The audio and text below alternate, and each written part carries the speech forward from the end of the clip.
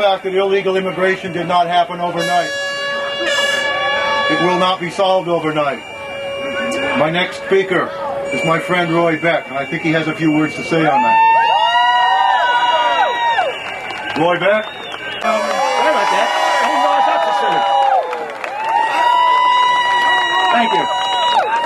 I was doing what maybe some of you ought to do. I was sitting on the lawn. Hey, how about a round of applause for the Georgians and the Dustin Emmons Society and D.A. King for putting this together.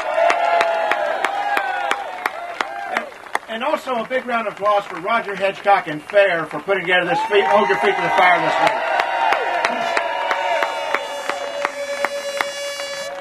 Oh, they're excited about me back there. Well, here's what I want to talk about. I want to talk about your lobbying tomorrow and Tuesday and Wednesday.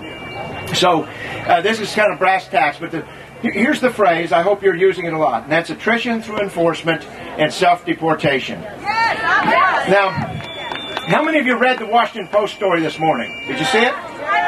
Oh.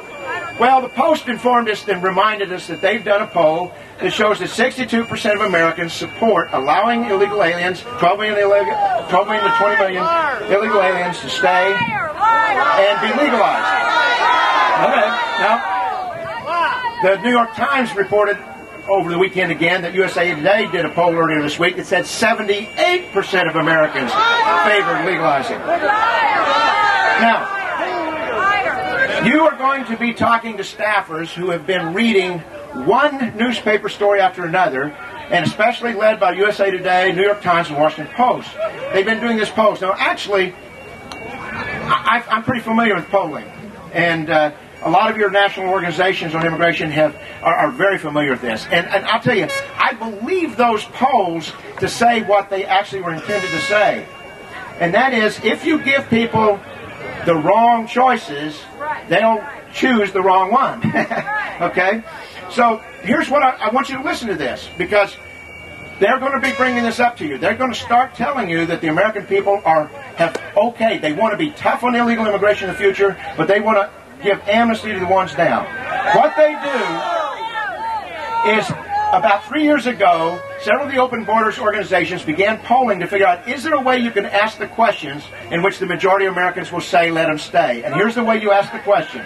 Once they found it, every news organization in America uses the open borders language. And that is, do you think that all of the illegal aliens should be rounded up and deported, or some type of information like that, which basically gives a sense of rounding them up all at once and sending them all home this year. Now, we'd like that, but that's the one choice. Or do you think, they don't use the word amnesty, or do you think that they should be given a chance to stay in their jobs and earn legalization? That's the only choice.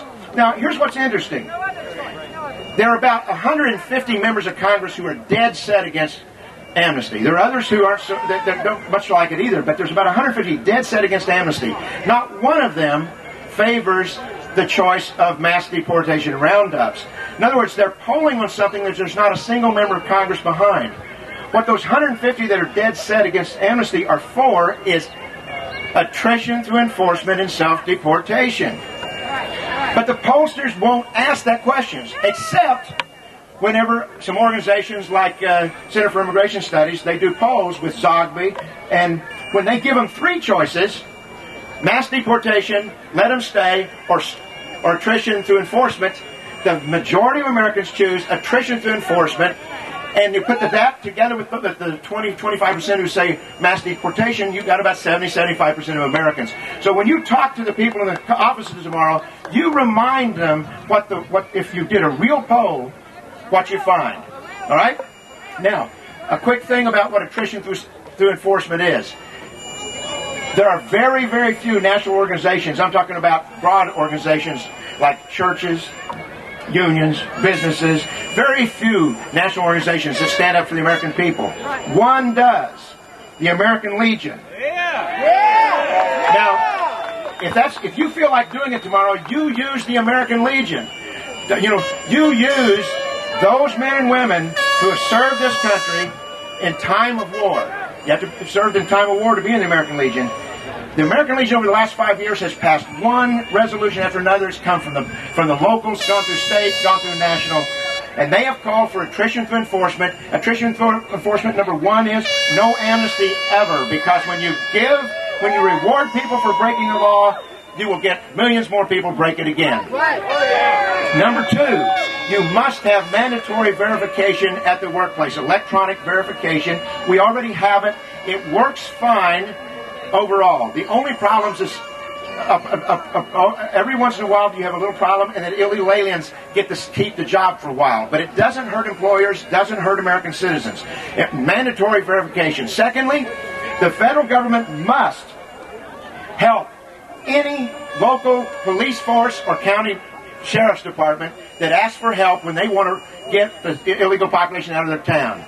Okay, that's the second thing. The third thing, of course, is border security, and there's 3 or 4 other things in there. Military on the border if you need it. But the American Legion has really the perfect plan. If you want to stand behind the American Legion, do it. Remember, attrition through enforcement and self-deportation is the reasonable middle ground.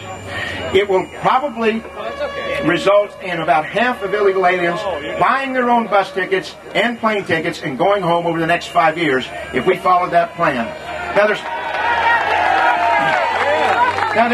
There's one other thing, or actually 2 other things, sorry. The penultimate thing is this. The American Legion is too polite to say this, but there's one other thing that would have a gigantic effect on attrition through enforcement, and that is if the person who lives and works in that White House would go on TV and say, if you're here illegally, we don't want you here. Kindly get your affairs in order and get out of here in the next 3 months. We haven't had that since Dwight Eisenhower.